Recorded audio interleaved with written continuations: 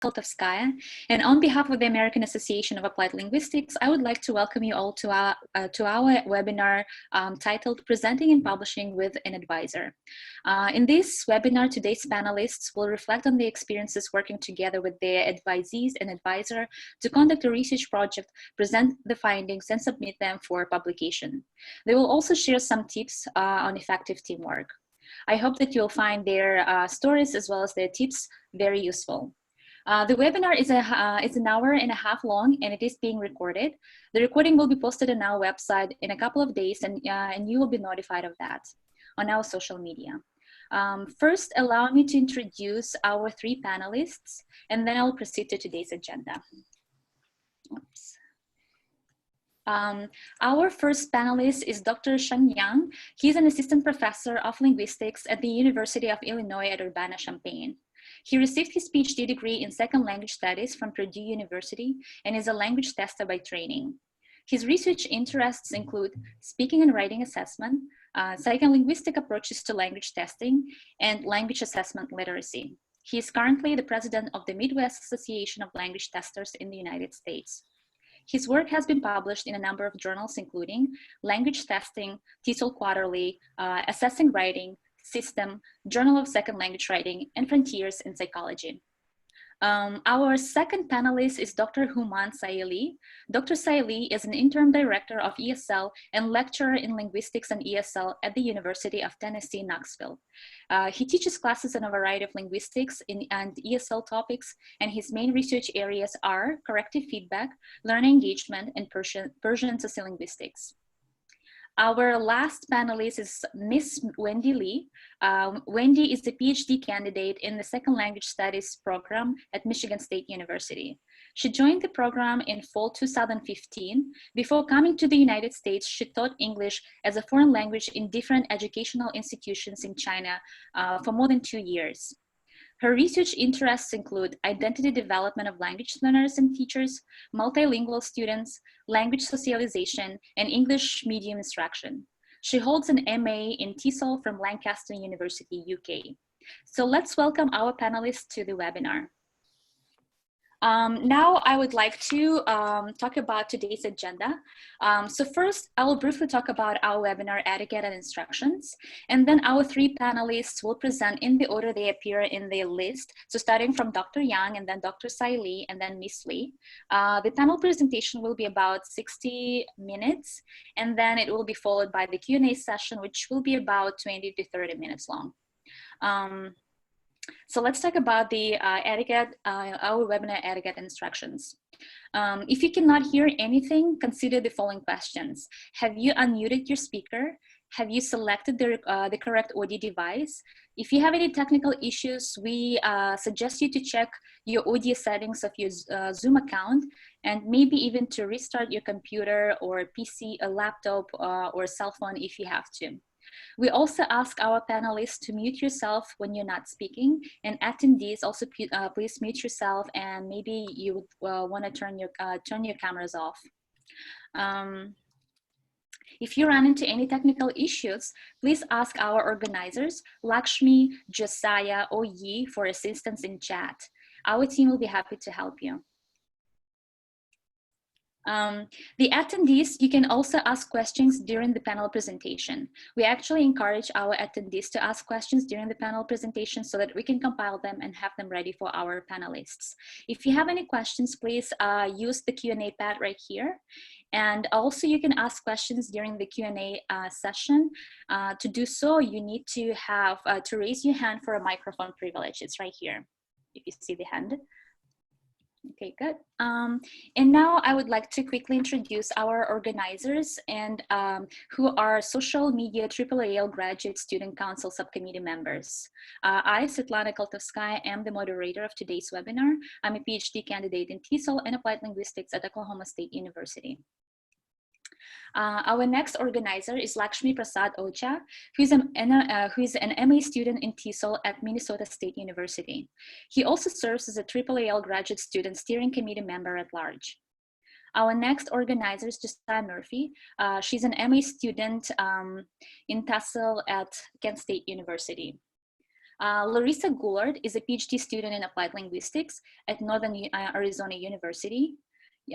Yu Wang is a PhD candidate in East Asian Studies and SLA and teaching at University of Arizona. And finally, Eunice Yunchang Nam, she's a PhD student in applied linguistics and ESL at Georgia State University. Before we actually start our panel presentation, just a quick reminder that after the webinar, we want you to complete our post-webinar survey, which will be emailed to you right after the webinar, and also it will be posted on our social media.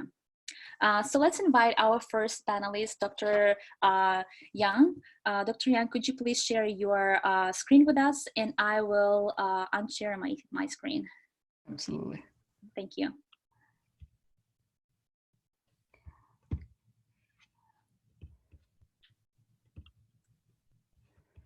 All right. Okay, so I hope now everybody can see my slides. So first, I'd like to thank the committee for inviting me to talk about this particular topic, because I think it is collaboration between students and advisors are becoming more and more frequent in the field of applied linguistics. So I'm happy to talk about this topic. So in the past few years, I've gotten a lot of experience working with students, including my own advisees and also students who are in the linguistic department or in educational psychology on a range of topics. So one thing that I noticed immediately, especially in the past few years, is that there is more and more collaboration in applied linguistics research. This is reflected not only in conference presentations, but also journal publications, and more so grant projects, especially if you're applying for, let's say, grants in the future from, let's say, National Science Foundation or National Institute of Health. With the increasing collaborative nature of these projects, the panel of the judges will actually look into the qualification of the research team, trying to see if you have the best combination of expertise that are needed to address the question. So I think it's very safe to say that in a very long next few years, we can expect research in applied linguistics to continue to be highly collaborative. So given the importance of collaboration in applied linguistics, of course, you can actually do all sorts of collaborations. And the most common way is actually to collaborate with advisors. And that's probably an important opportunity for students and advisees to interact with each other. So I'd like to start by talking about the functions of conference presentations and publications.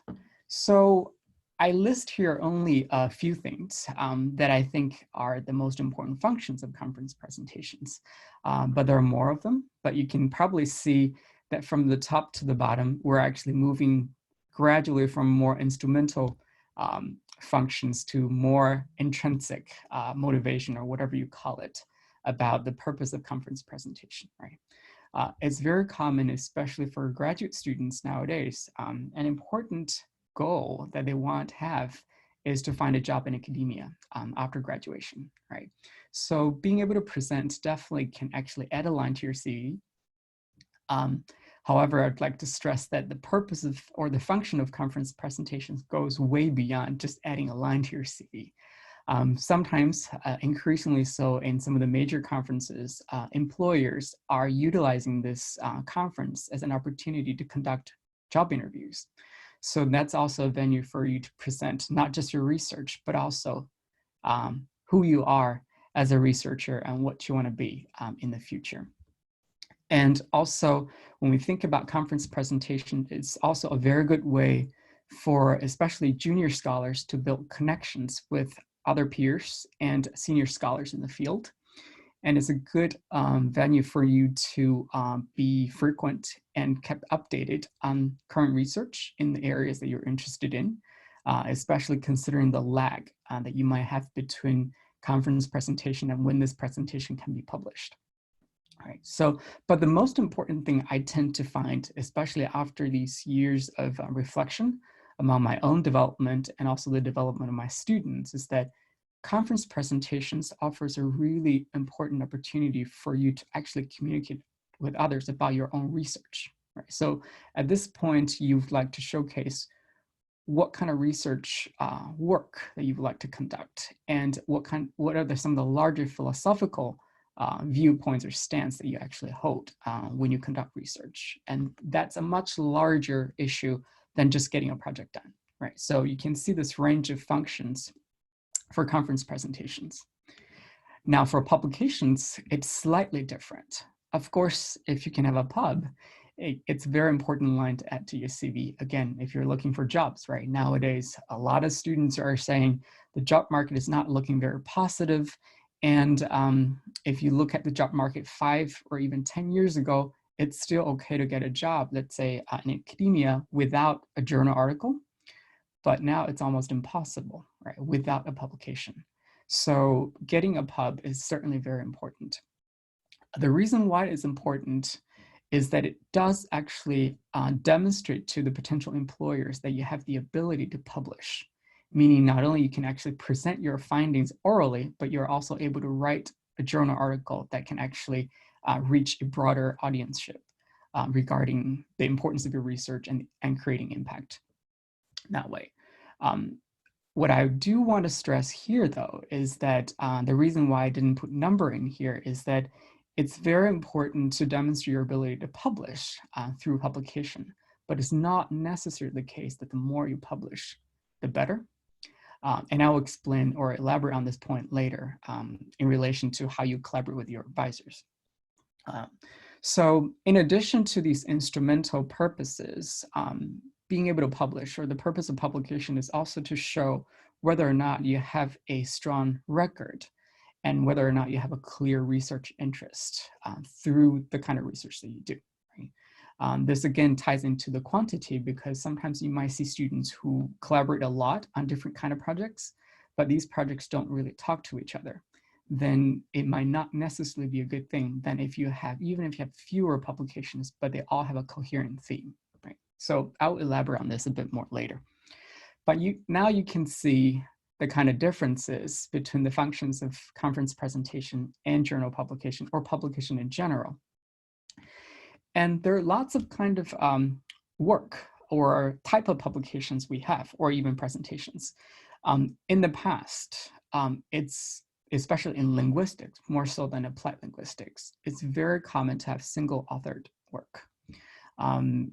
Especially given that in the past, there's a strong culture of having a book as a marker of being a mature academic in the field of applied linguistics, right? So to some extent, single work is incentivized.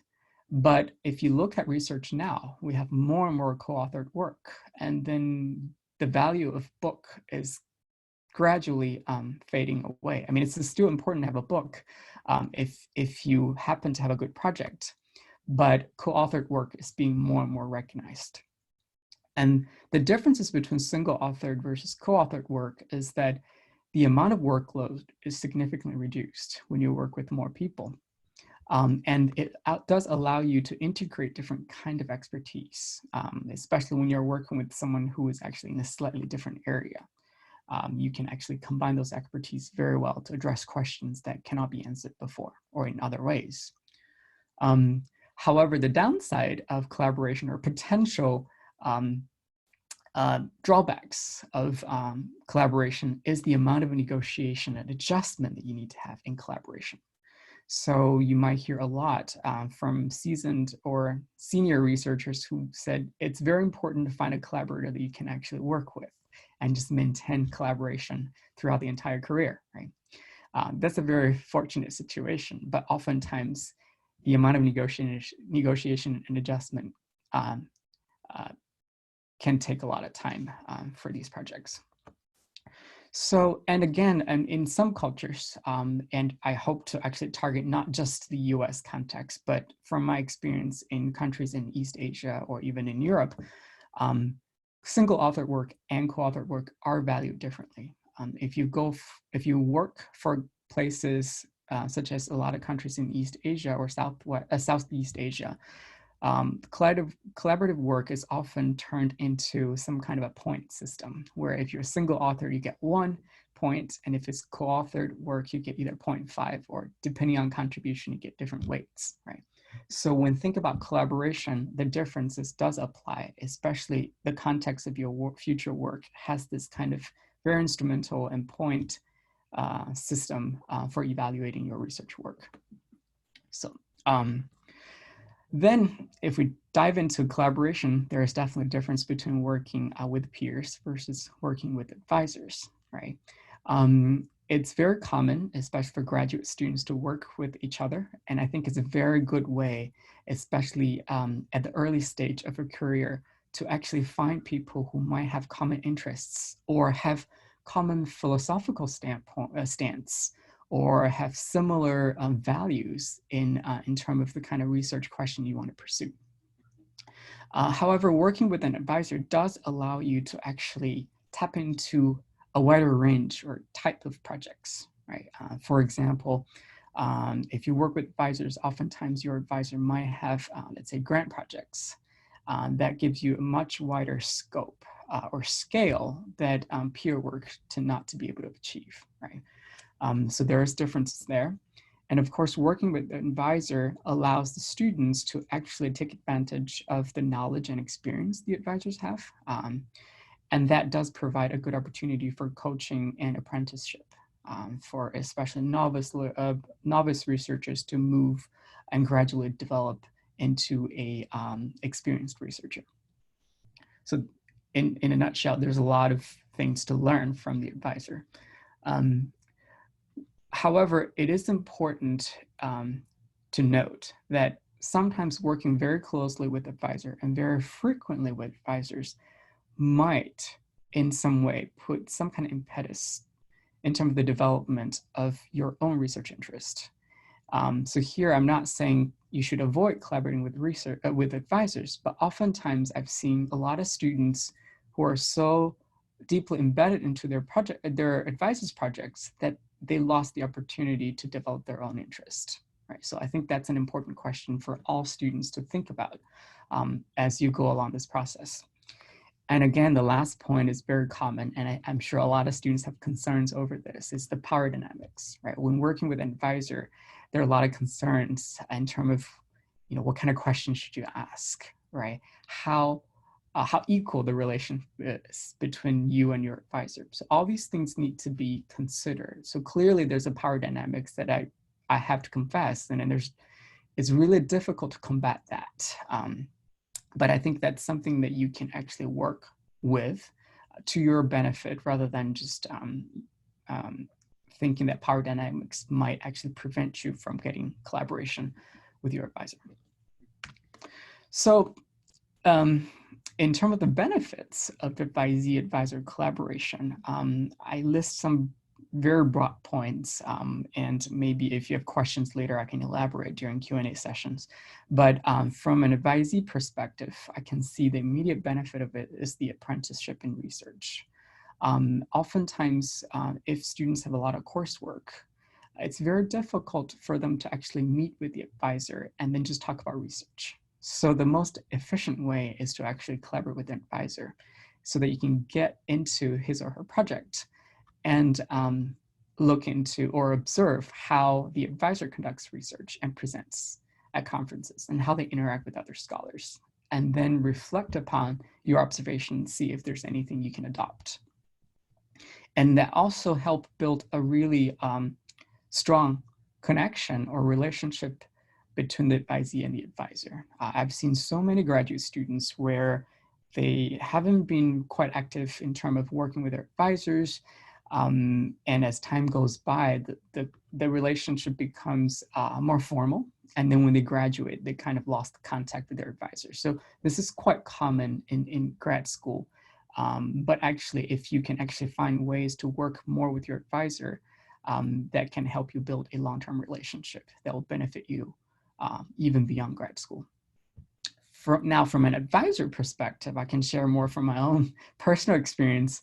It's not easy to train graduate students, not because that graduate students are hard to work with, but rather a lot of students are very busy with coursework. So it's difficult to find opportunities for advisor and advisees to really talk to each other and get to know each other. So I think these collaborative projects offer professors an opportunity to actually learn more about their students, about their strengths and their weaknesses, their interests, so that we can provide better approaches to actually train students to become an experienced researcher. So that offers a really good venue for coaching in research. Now, the challenges. Again, from the advisee's perspective, I've heard all kinds of different stories from either my friends and also from anecdotal stories that I hear at conferences, is that sometimes it's not always a clear line between, in terms of workload, between what you can contribute and what you should contribute and what the advisor should contribute, right?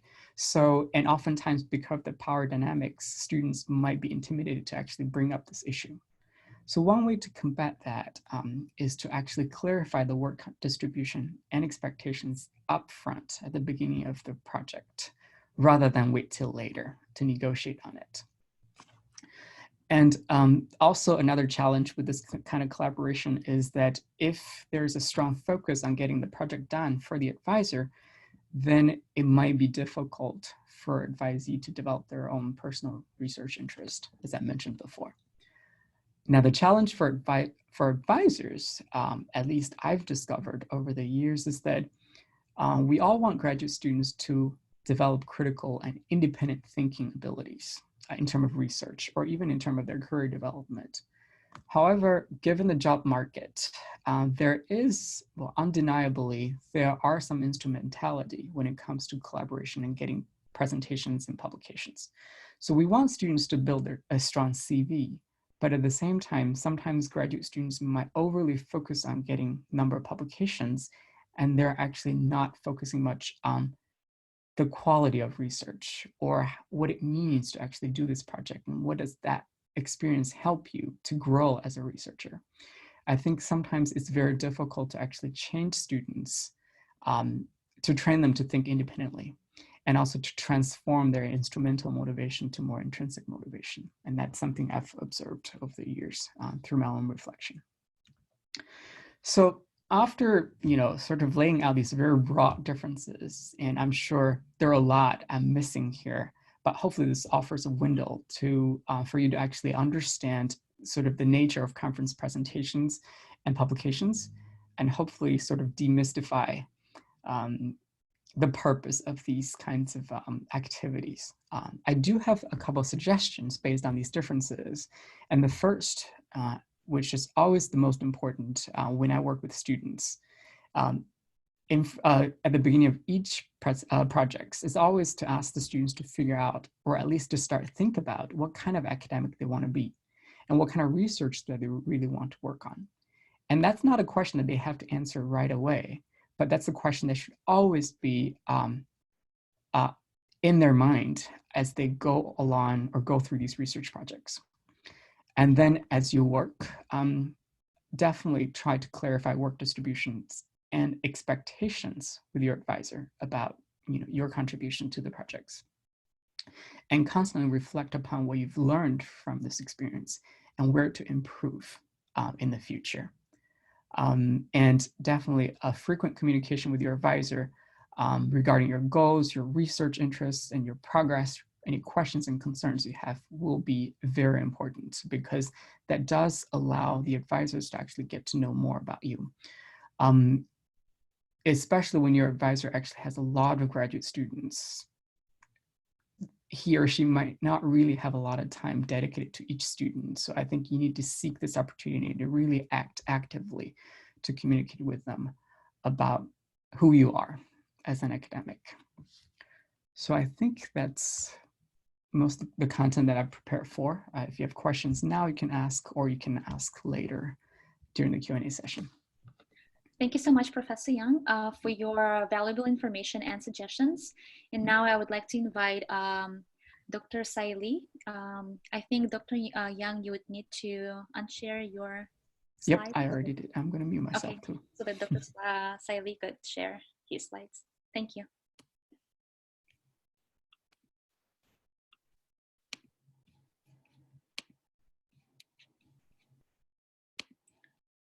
Can you see my slides? Hello? Yes, we can. Yes, we can. All right, good. So I would like to thank the committee for inviting me to be part of this webinar. The title of my presentation is Working with Your Advisor to Publish Articles and Present at Conferences. As Lana said at the beginning of this webinar, my name is Human Saley, and I'm the Director of ESL here at University of Tennessee, Knoxville. And throughout this presentation, I will share with you what I've gone through as a PhD student and what I could take away from those 5 years of being a PhD student, and what I can apply to the situations when I work with my own students. A little bit of background about myself. I began my doctoral degree in TESOL/linguistics at Oklahoma State University, the Stillwater branch of that, and entered the program in the August of 2011, and I finished my degree after 10 semesters in the May of 2016. A little bit about my doctoral dissertation. I started my dissertation in the August of 2014, and I finished it. I graduated in the March of 2016. I focused on two main ideas in my dissertation. The first one was Iranian EFL students' affective engagement with written corrective feedback. And while focusing on that, I also looked at whether there was any discrepancies between Iranian EFL teachers' feedback-related perceptions and practices, and if there was any discrepancies, how these discrepancies could affect students' affective engagement with feedback. So basically, I'll go back to this topic later on, but what I focus on in my research, the broad topics are corrective feedback and students' engagement with feedback. A little bit about my professional background. Like I said, I'm the interim director of ESL here at the Department of English. Started these responsibilities as of June 2019. And also I'm a lecturer in linguistics and ESL, teaching a variety of linguistics and ESL classes here. And I'm also, have a bunch of administrative responsibilities, member of the composition committee, things like, designing curricula for composition classes, for ESL classes. So it's a combination of teaching, research, and also a lot of administrative responsibilities. Things like teacher training, materials development, and, things like that. All right, going back to my PhD years, a little bit about who was in my committee so that, I know a lot of students might, current students, graduate students might relate to it. So things like, doctoral committee, how to form my, like I said, I understand that a lot of you are going through the same thing. So my PhD chair was Professor An Chang. His areas of specialization is genre studies and also writing. And also had the advantage of having Professor Dennis Preston and Professor Jean Halleck. Professor Preston specializes in sociolinguistics and focal linguistics, and Professor Halleck, she specializes in language testing and SLA. I initially had Dr. Ravi Shori in my committee, but unfortunately passed away back in 2013, so Dr. Ravi Shori was replaced by Dr. Preston. I formed my committee in early 2013. A little bit about my advisor and how I ended up working with him. In my slides, I've included his webpage at the Oklahoma State University website, the English department, and how I personally approached my advisor was, first I looked at his areas of interest, and I realized that both of us share some areas of research interest, things like L2 writing and genre studies. And since my background was in corrective feedback in my master's thesis, I realized that Dr. Chang was the first and the best option that I had in the department to work with as far as my doctoral dissertation or any side projects that might come up. So what happened was I approached him in late 2012, shared my possible topics with him, what I had in mind. And after hearing about my topics, he agreed to be my doctoral committee chair. And I also approached the other committee members and shared my ideas with them. So what I had in mind was I tried to approach the committee members who could share some area of interest with me. And that area of interest be things like the research area or any expertise in the methodology that I was incorporating in my dissertation. So I chose my committee members purposefully when I did so back in 2012. And completing all the departmental and college paperwork was also done in late 2012. So I formed my committee within 2 years of beginning my PhD program, which was a departmental guideline, by the way. And here is some timeline on how I started and finished my dissertation. I finalized my topic in late 2013. The department expected us to, take some classes, a variety of classes. And as a result of that, we were expected, as students, we were expected to pick a topic that was interesting to us, that would interest us in terms of research topics in the future. So I picked my topic, which, like I said, was about students' engagement with feedback, written corrective feedback. I began my literature review in the August of 2014, finished it back in the May of 2015. I collected my data in the summer of 2015 in Iran from 2 language schools, and the data collection took almost two to three-ish months, starting the May of 2015, and I finished it back in the August of 2016. When I came back to Oklahoma State University from Iran, I completed my methodology, which was, like I said, like you see in the slides, was done in the October of 2015. And I completed my data analysis in the December of 2015.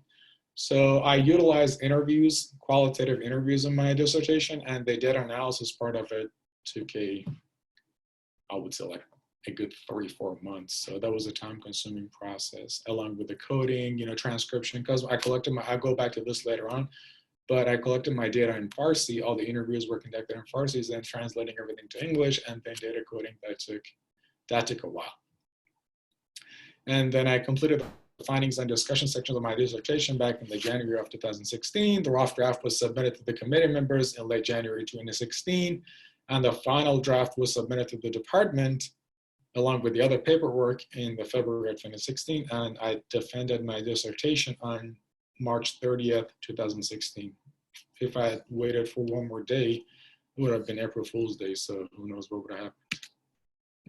All right, a little bit about my collaboration with my advisor, Professor An Chang. So his approach was very hands-off.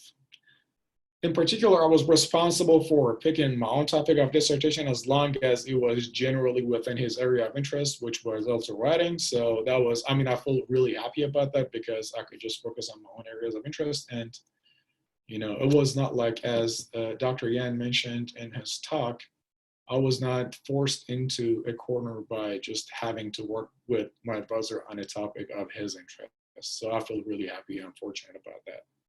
And I picked my own methodology, although I received a lot of feedback from my committee members.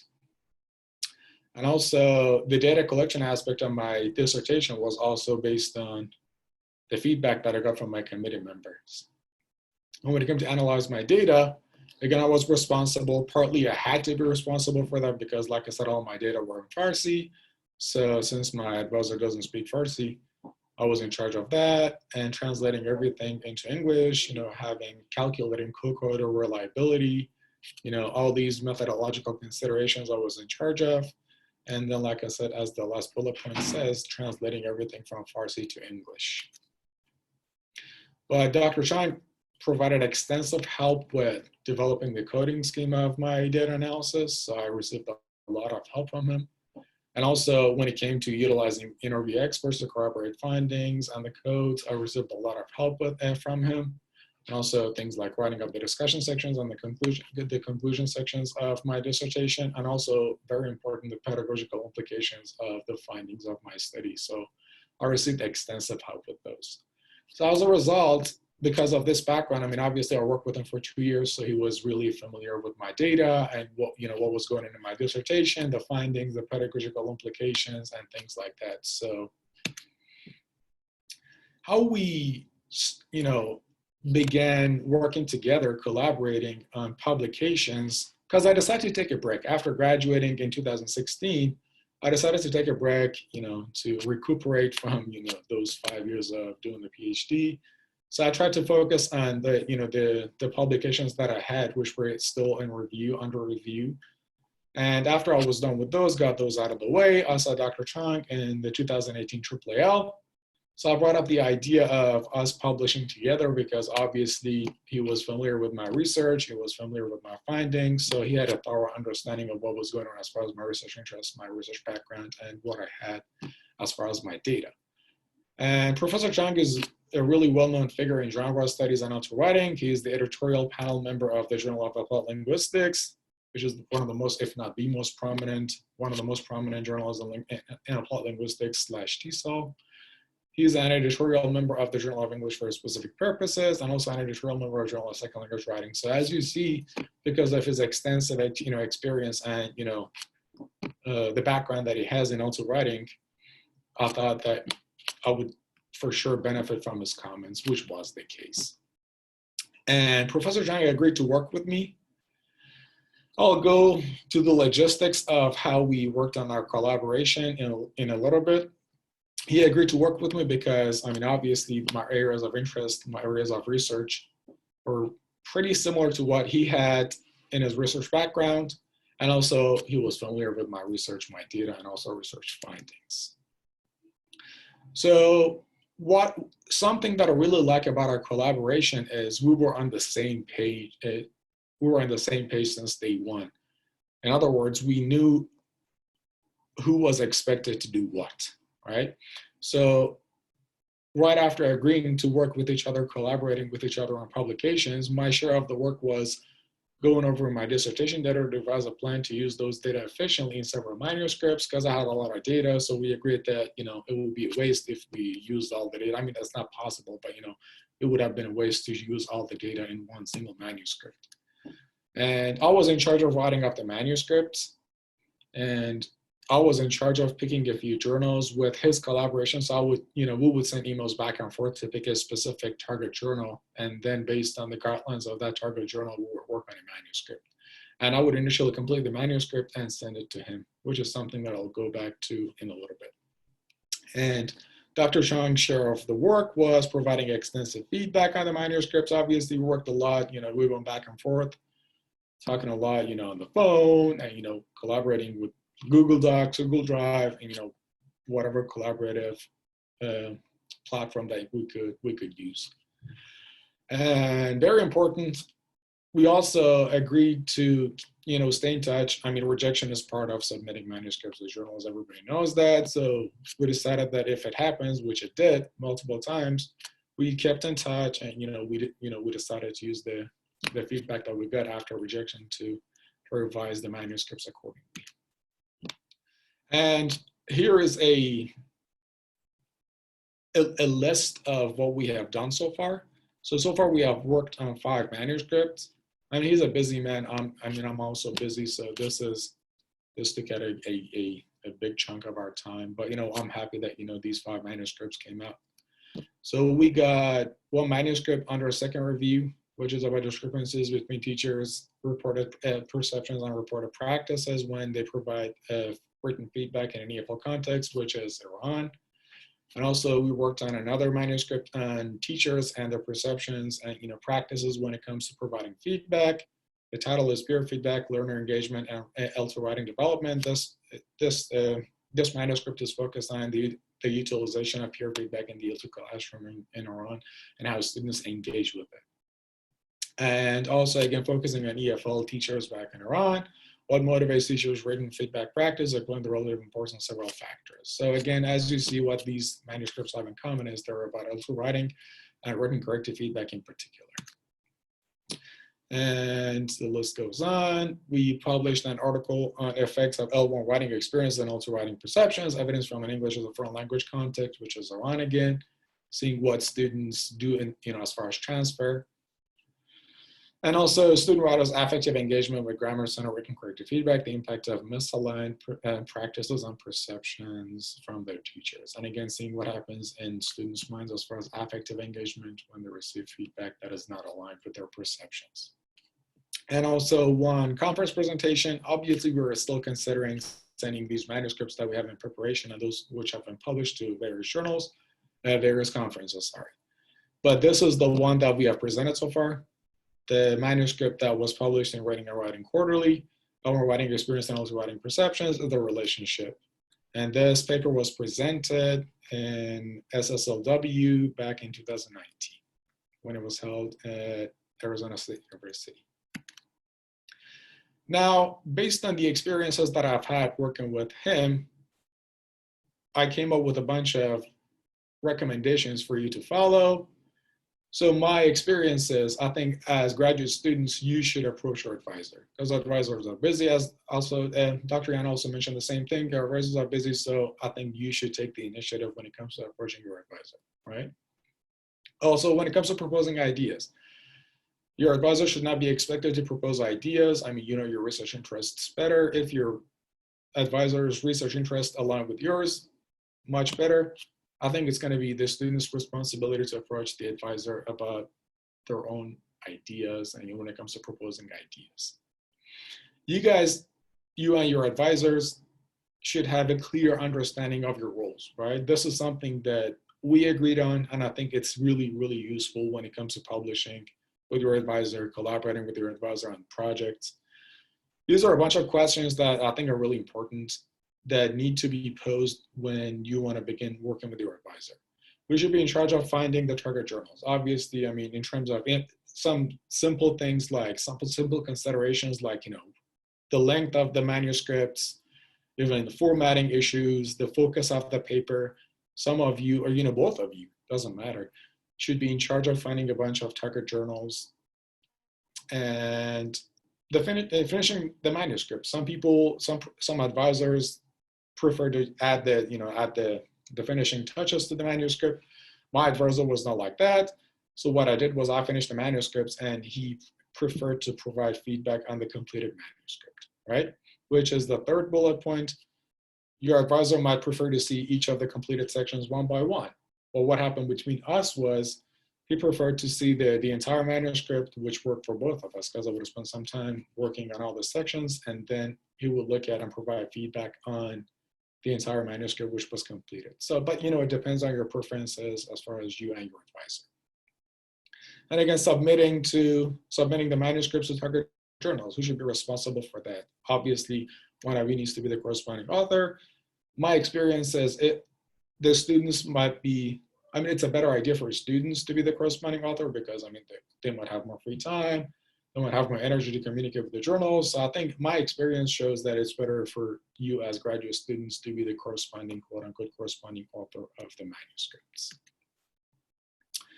And some more take-home messages. Your advisor and you should work on a manageable timeline, right? After you agree on those roles and, a certain number of things that you should take care of, a certain number of things that your advisor should take care of, I think you need to work on a manageable timeline. And these are the questions that I think are really important. How long should you spend on writing up the manuscript? Is that going to be a matter of months? Is that going to be like a matter of years? I don't know. It depends on what you can come up with and what you agree on. Our collaboration was a few months spent on each of the manuscripts. And going back and forth, it took, let's say, approximately 6 to 9 months to finish each of the manuscripts. And then agreeing on the means of providing feedback on your advisor's side, right? What happens when you receive feedback from your advisor?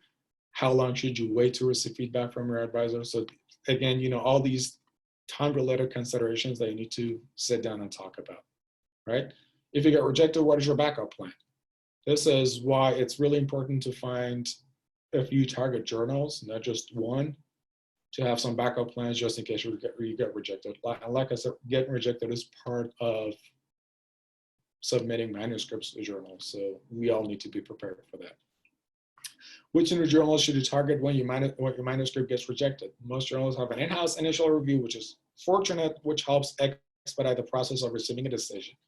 So as we all know, some journals, like System, for example, they have an in-house initial review. So if you submit your manuscript to them, if they think the topic is worth their reviewer's time, if the methodology is rigorous, then they're going to send it out. If not, you're expected to hear a decision from them within a few days, which is really good. So when you choose target journals, you should have all these considerations in mind, which journals to aim for, and looking at the logistical aspects of submitting journals to these, submitting manuscripts to these journals. So these are some of the things that you need to keep in mind. And again, who will find new target journals? If you get rejected, is that going to be your responsibility to find new journals? Is that going to be advisors? I think my understanding is, my experience is, you need to sit down and talk about, any new target journals. Sometimes you get rejected because the scope of your paper falls beyond the scope of the journal. So in cases like that, you need to sit down and have a conversation about your backup plan. How will you use the feedback you received after the rejection of your manuscript? This is really important because in a lot of cases, you get really good feedback after getting rejected. So again, working on those comments that you have received and changing your manuscript, revising your manuscript accordingly is really important. So you need to, again, work on a manageable timeline when it comes to revising your manuscripts based on the feedback. And this, my experience is it can take anywhere from like a week or several months, depending on how in-depth the feedback that you have received is. And how long should you work on the revision before submitting the manuscript to a new journal? I think that's something important that you and your advisor need to agree on, because again, if you rather take your time, work on the feedback, work on the comments that you have received, again, this is something that's up to your own preferences, or whatever you have, if you have more time to spend on the manuscripts, then better yet. If not, then you need to work with your advisor to find a manageable timeline. So after having all these experiences working with Dr. An Chang as my advisor, I take a similar approach when it comes to working with my own advisees and my mentees. I would expect them to choose a topic. I would expect them to approach me if they want me to collaborate on a project with them. And they will be in charge of choosing their own data collection method and data analysis method. Obviously, I'll provide a lot of feedback, but it's going to be up to them to make the first move and approach me with some ideas, right? Obviously, if they're like, hey, do you have any ideas on for publications? My response is going to be no in a lot of cases, because like I said, I would expect them to come to me prepared with some ideas, at least some tentative ideas in mind. If you agree on working on, if we agree about working on a project, then I would refer them to a lot of sources, resources, things like articles, textbooks, and I would do my best to provide comprehensive feedback on that work, right? And also when it comes to designing their methodology, because my experience is a lot of them struggle with designing rigorous methodologies. And if the methodology is not good, as you know, I mean, the results might not be worthwhile at all. But when it comes to data analysis and interpretation of the data, I provide a lot of help. And also those people, that, especially my mentees, who want to transfer their research results to real life contexts. This is an aspect that I help my mentees with a lot. Things like, hey, I did this research, we worked on this project. Now, how can I utilize these results in the actual classroom context? So this is a really interesting part after becoming professors. This is something that I think you need to focus on when you work with your own students. So this wraps up my talk, and if you want to reach out to me, this is my email address, and that's the link to my UTK faculty profile. So thank you, and like I said, feel free to reach out to me if you have any questions. Thank you so much, Dr. Saili, for sharing your personal story and also for your tips. And I would like to invite our final panelist, Ms. Lee. If you could share your slides with us.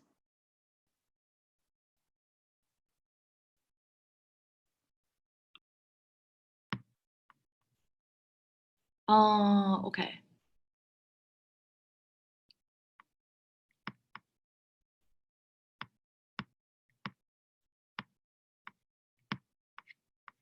Can you see my slides? Wait, what happened? We can see.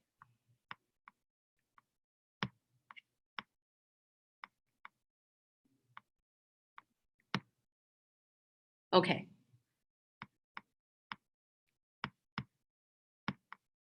Can you see my slides now? No. No? No, I cannot. I saw your Video, yes. the camera was on, but I can't see your slides yet.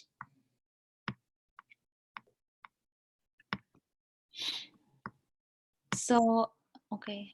How about now? Yeah, now we Yeah, can see that. Okay, great. Okay.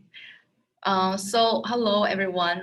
My name is Wendy Lee. I'm a fifth-year PhD student at Michigan State University. And first, I'd like to thank the committee for inviting me to share my experience of co-presenting and co-publishing with my advisor here.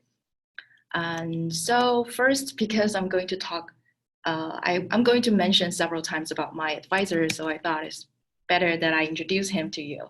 So my advisor is Peter DaCosta, who is currently an associate professor at Michigan State University. And his primary research interests include the role of identity and ideology in second language acquisition, language policy and planning, and English as a lingua franca. So Peter has been my advisor for the past 4 years throughout my PhD study, and he is also the chair of my dissertation committee.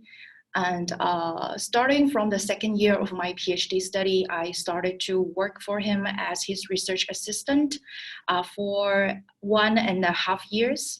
So this gives us a lot of opportunities to work together in different research projects, some of which later got further developed into conference presentations and also publications. And so he also invited his other advisees and graduate students to work with him at different projects. So in terms of the presentation at different conferences, we mainly presented our papers in North American-based conferences such as SLURF, AAAL, TESOL, and LPP. And so I co-presented 4 papers with him, and sometimes those papers are also presented with other graduate students. You can see some of the graduate students' photos here. And Peter also invited me to co-organize some of the panels and colloquia with him and other graduate students at different conferences. So you can see that throughout those presentations, I had different levels of authorship in those presentations. So in terms of publications, we published 3 journal articles together with or without other graduate students. And we also published 6 book chapters with or without other graduate students. So currently we are working on a book project with another PhD student from our program who just graduated last year. So you can see through those opportunities working with advisors, it also provided me opportunities to work with other graduate students in the same program, especially those who share the similar interest of research with me. And so, for example, I collaborated a lot with Hima Rao, who is also a current PhD student in our program, and we ended up collaborating a research paper together and published it in Chinese Journal for Applied Linguistics.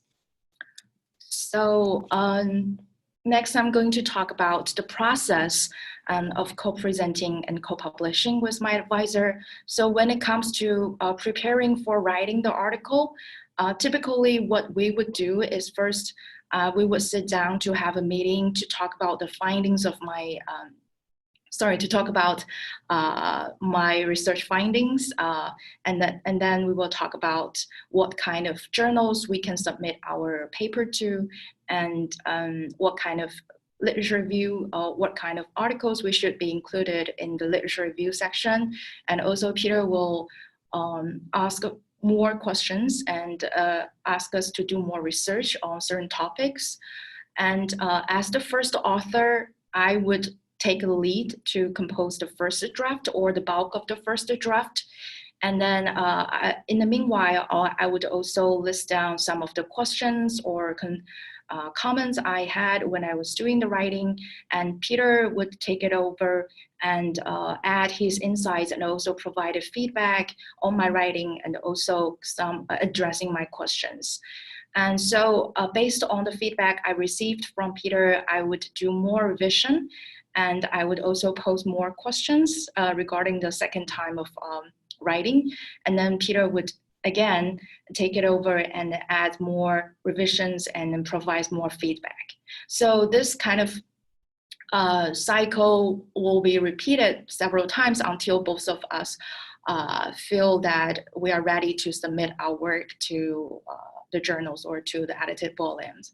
And this process is kind of the same for presenting our papers, for preparing the paper presentation at conferences.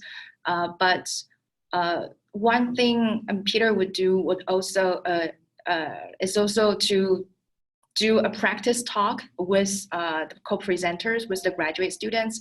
So what we would do is first we would prepare the slides, and then we will sit together with Peter, and then Peter will go through each slide with us together. So sometimes this process might take 2 or 3 hours, but for me it is so beneficial, because it's a great learning process for me to kind of see how a senior scholar works on presentation and what kind of things he would include in the presentation. And also he would provide detailed feedback on each of the slides. So I think this offers me great opportunity to, as an apprentice, to observe how senior scholars are doing. And it also gives me opportunities to kind of articulate my thoughts when I was doing or making the slides, when talking about each slide with my advisor. So based on the feedback I received from Peter, I would do more revision, and also Peter will also add more slides or make more revisions based on what I did. And then we would talk about how to divide the 20 minutes presentation. So if I was the first author, what Peter would do is he would let me to do the bulk of the presentation. So he would probably join me at the beginning or at the closing part. And he would also let me respond to the questions from the audience first, and then if I need help or if he sees fit, he will add his comments. So this also provides me with a lot of opportunities to kind of practice and also improve my presentation skills. So another thing Peter would do is to introduce me to other researchers and scholars at the different conferences. So I would also see this as a great opportunity to kind of build my own social networks in academia, and like what Dr. Yang said, it's a great opportunity to talk about your own research with those scholars and researchers at the conferences you met. So next, I'm going to talk about the benefits of co-presenting and co-publishing with your advisor. So some part of it I already kind of mentioned in the previous slides.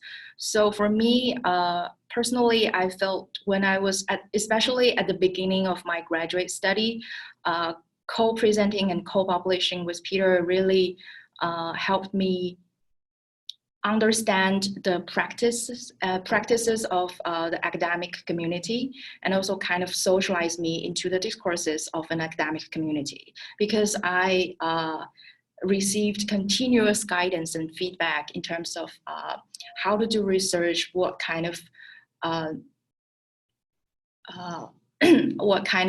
research can be, what kind of the quality of the research can be published in certain journals. So all those things you might not be able to acquire by attending graduate courses, but working closely with your advisors, I feel like I had the opportunities to learn a lot about those things. And when Peter invited me to do different research projects, it also helped me expand my research interests, and also helped me develop some of other inquiries, research inquiries, and then some of those inquiries later turned into my own research projects or my dissertation topic. And of course, it also helped build my own social networks in academia, like I said before. And also because Peter invited other scholars or other graduate students into the projects, so I got opportunities to get to know other scholars and graduate students as well. So if we share similar interests, then we can continue our collaboration and also seek for more collaboration opportunities in the future. So to kind of summarize the benefits of co-presenting and co-publishing, I'd like to quote what Darwin and Norton wrote in their 2019 article. And in this article, Darwin and Norton shared their own experiences of co-presenting and co-publishing with each other. They used to be advisee and advisor relationship, and they published a lot together, and they also co-presented a lot at different conferences. So Darwin wrote, from theorizing and writing to presenting and establishing networks, Bonnet encouraged me to imagine a community for myself and to construct my identity, not just as a student, but as an emerging scholar. And I felt the same here, because when Peter introduced me to other scholars at different conferences, he not only introduced me as his graduate student, he also introduced me as an emerging scholar, and also created more opportunities for me to talk about my own research interests with other scholars in the field. So next, I'm going to talk about some of the challenges I encountered when collaborating with my advisor. So the first, the main challenge I encountered is the stress. It's the stress related to performance, and also stress related to the high expectations of myself. So sometimes, especially at the beginning stage of my graduate study, when my advisor started to invite me to do some projects with him, and my first kind of impression is I want to impress my advisor. I want to prove that I'm qualified enough. I'm deserving of this opportunity. So, and also when I was co-presenting with him, I also developed this mindset that because given his reputation and his name, people coming to those presentations would expect to see high quality work. So I kind of manufactured this anxiety emotion in my mind, saying, okay, I have to produce or deliver high quality presentation in those conferences. And so this is the same with co-publishing. So also because my advisor's name and reputation, I was thinking I have to do good research, I have to do good academic writing. And this also kind of adds to the stress and anxiety I had at the beginning stage. And the second challenge I encountered is also happened at the very beginning stage of the collaboration, is I tend to say yes to every project. And I think this probably occurs more often with international students, probably because some of us had this imposter syndrome, like you wanted to prove that you are deserving this opportunity of studying here, and you do not want to waste any opportunities to work with senior scholars or established scholars. But saying yes to every project would really lead to more stress. And especially when you take more than you can handle, it really affects the quality of the work. And it also kind of affects your own research projects and your own coursework.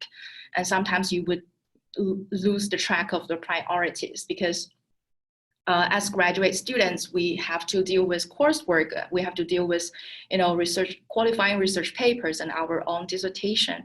So, so saying yes to every project really kind of prevents you from focusing on your own work.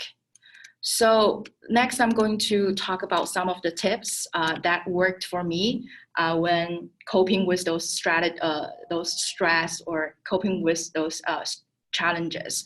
So if you are at the stage of looking for opportunities to co-present and co-publish with your advisor, what I would suggest is to have regular meetings with your advisor. And you can talk about anything. You can talk about the readings you've been doing, or the projects you're doing, or the conferences you went and presentations you'd enjoyed. And you can also ask for recommended readings, or you can ask for their feedback on your research ideas.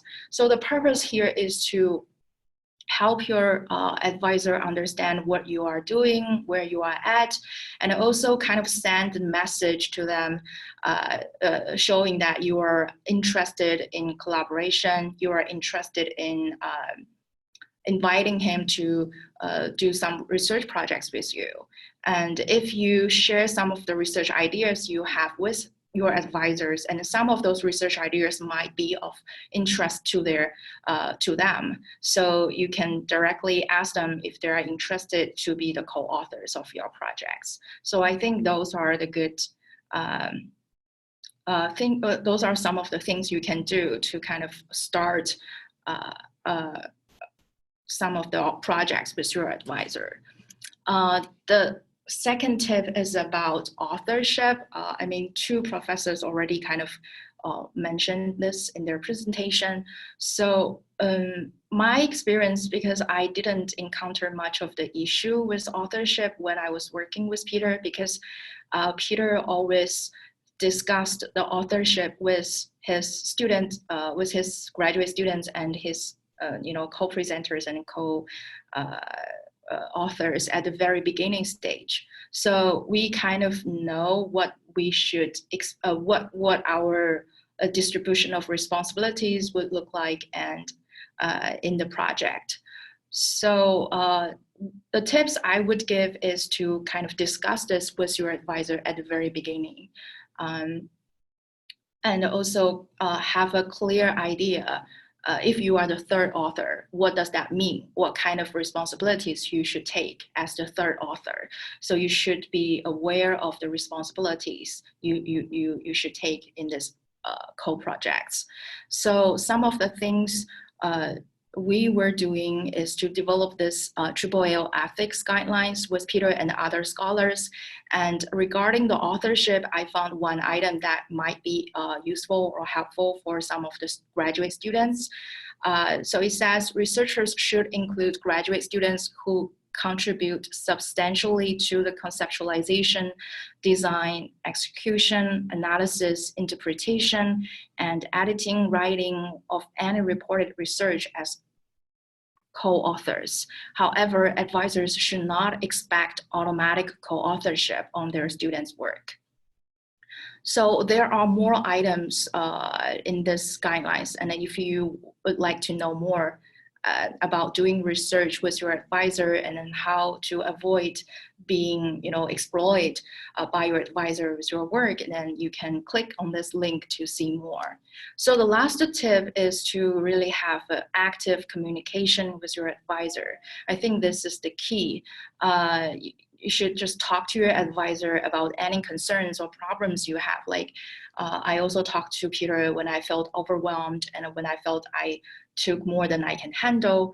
And this really helps them to form this idea of how much you can take and then what kind of other things you are doing. So it also helps them to understand you better. And if you're not sure whether you are delivering, good quality of work or whether your academic writing is okay, you should just ask for their direct feedback, because they understand you are a graduate student, right? They understand that they don't expect you to produce perfect work. They know this is a learning phase. So you learn through taking courses, through publishing and presenting. So always communicate with them. I think it will really help you reduce the stress and also help you not feel so overwhelmed. And the last tip is to kind of balance your own projects and the co-projects with your advisor. And this can also be done through talking to your advisor about your priorities. They understand because they have been there before. I mean, they probably are more understanding than you expect them to be. So those tips worked really well with me, and I hope it can also help you. If you have any questions, you can ask me later in the Q&A section. Thank you. Thank you, Wendy, so much for sharing your personal story and also challenges that you faced. And I would also like to thank all the panelists for sharing their stories, experiences, and also their tips. I would also like to thank our audience for their questions, as well as our organizers for facilitating the chat. Speaking of questions, let's now have a Q&A session. And we have a couple of questions that our attendees asked, and I'm going to share the slides right here. Okay.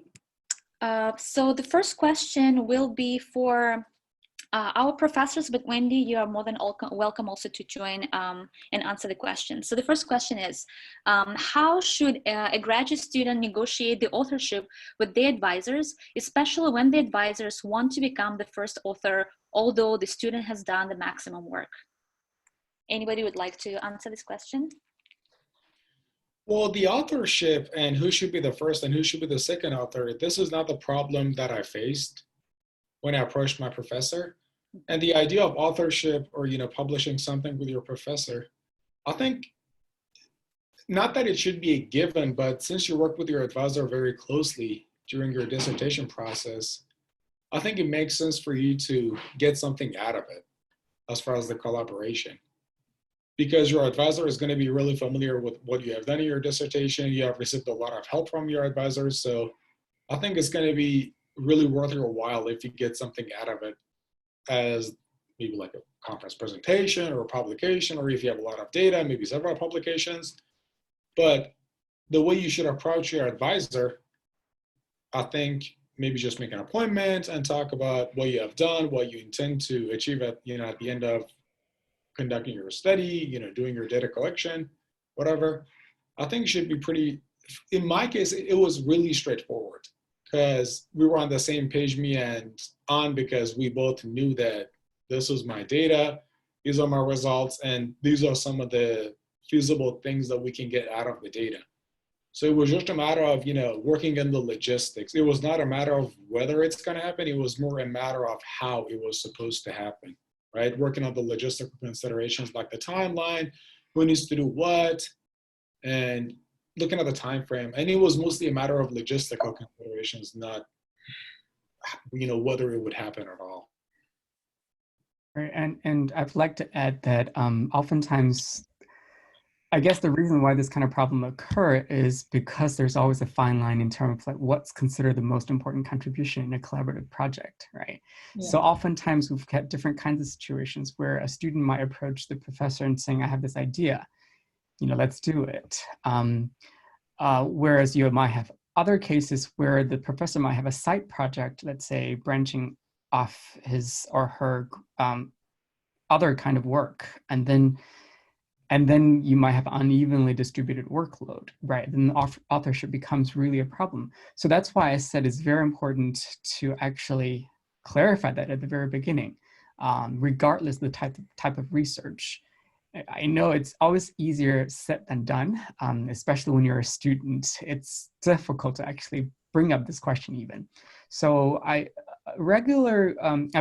suggestion based on my own experience back in grad school would be, you can approach your advisor. If you're afraid of this potential issue, you can argue that either that's your idea, or, it's something that you anticipate working a lot on it. You can actually try to see or express your willingness to actually take, more work on this particular project, and then trying to see how the advisor actually reacts to it.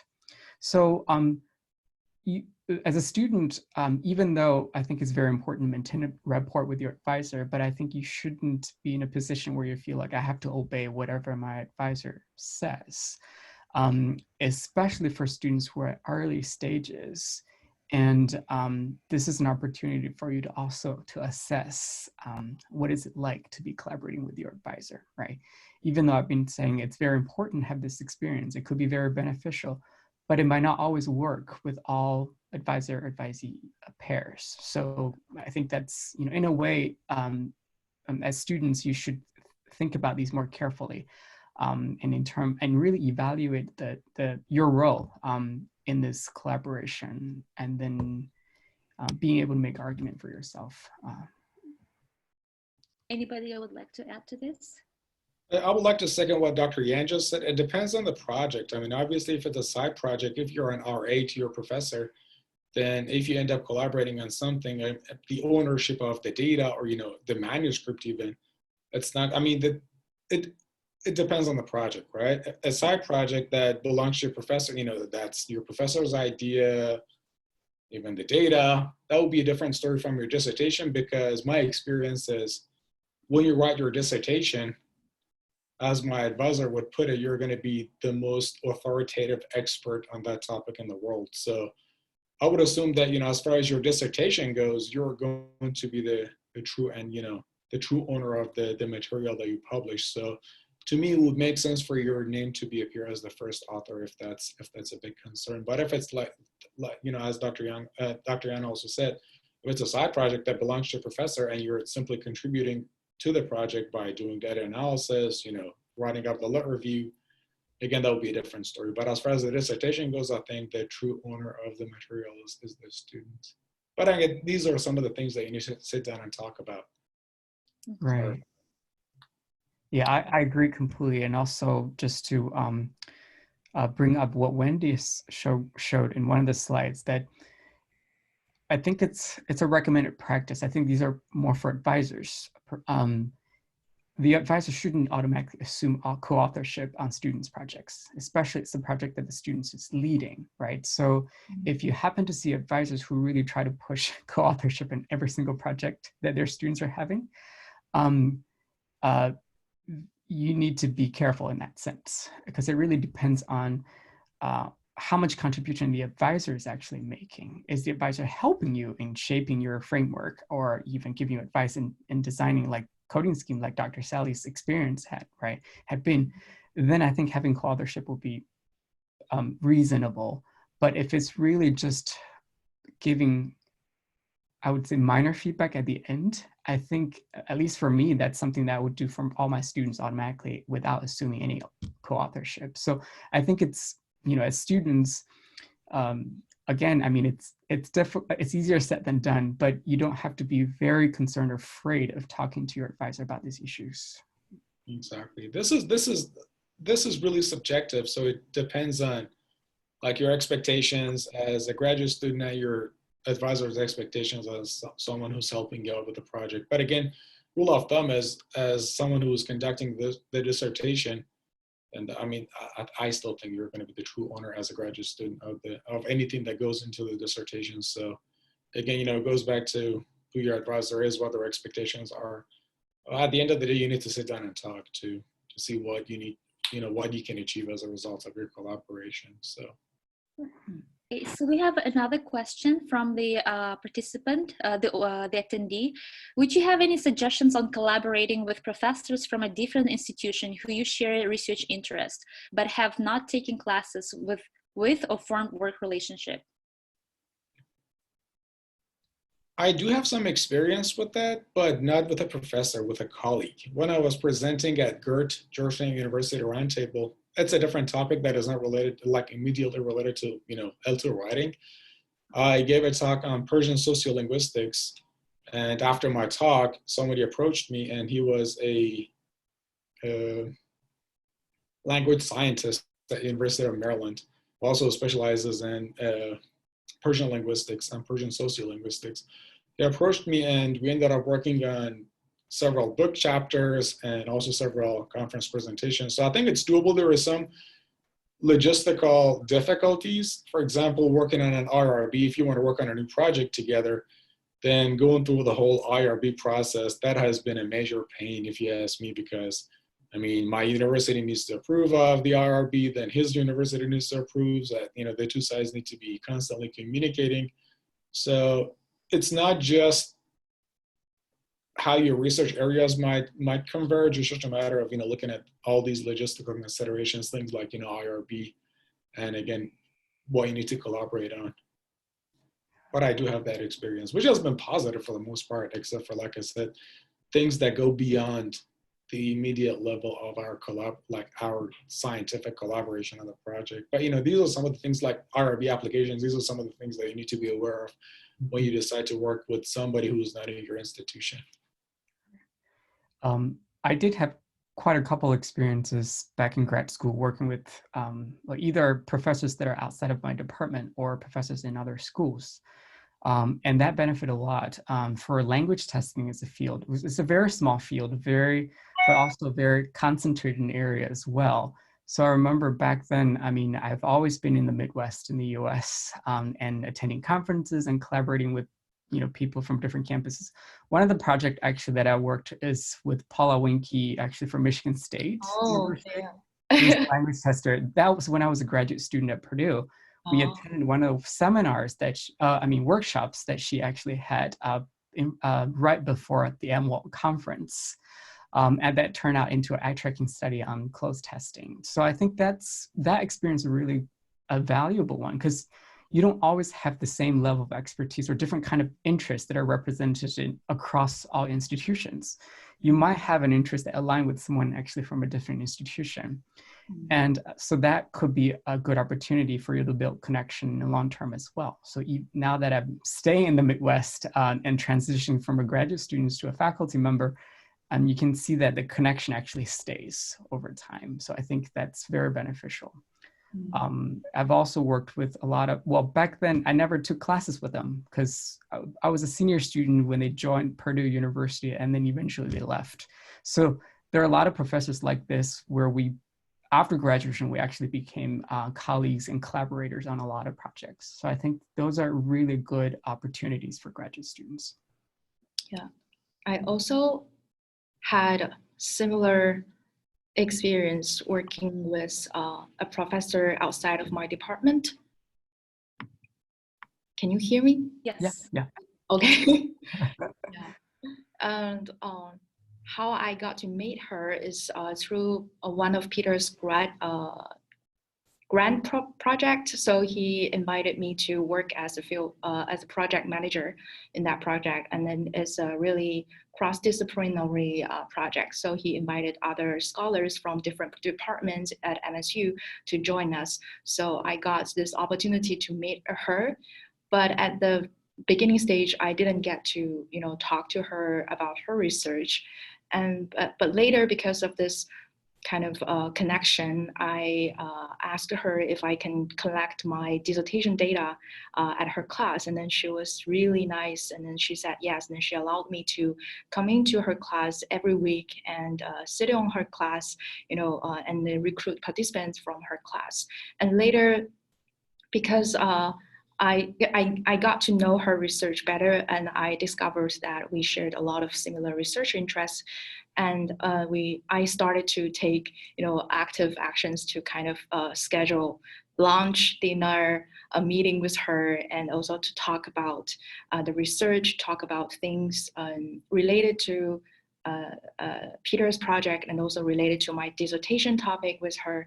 And she gave me enormous help. I mean, she's from literacy studies field, and then she was able to provide me a lot of new perspectives to look at how international students learn second language, or how international students navigate those literacy demands in their first year writing class. And that really helped me enhance my understanding of international students' socialization experiences, which is my dissertation topic.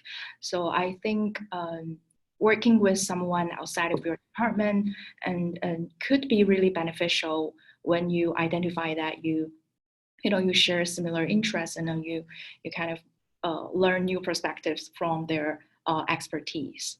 Yeah. We have only about maybe 6 minutes, and we have one question to cover. So what are some disadvantages, but I will probably reformulate this. What are some challenges of collaborating with an advisor and student? Can someone answer these questions, but just keep in mind that we have about 6 minutes left. Anybody? Some challenges, or the question says disadvantages, but the disadvantage, I mean, as I mentioned, I can elaborate a bit more on it. The disadvantages is it's very easy, because working with advisors does actually increase productivity, right, for you as a graduate student, as an emerging scholar, but it does actually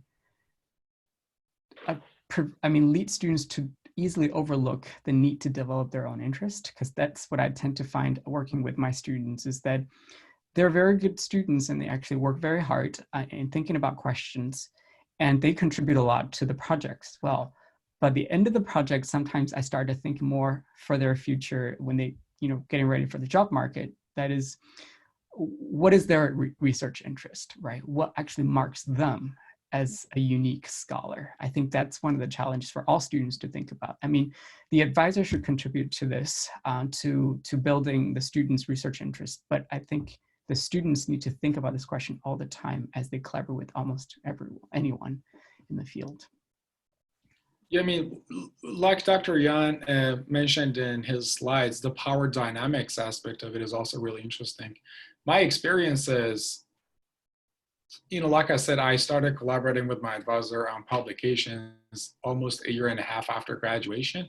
So the power dynamics aspect of it was a little diluted because I was no longer his student, but we were rather colleagues. So that helped with me proposing ideas, pushing for ideas. So instead of me just listening to what my advisor had to say, which is, I don't know, I don't want to say it's part of the student, advisee advisor dynamics, but that's, I mean, a lot of graduate students might feel quite uncomfortable when it comes to arguing with their advisors about, anything that goes into the dissertation. So when the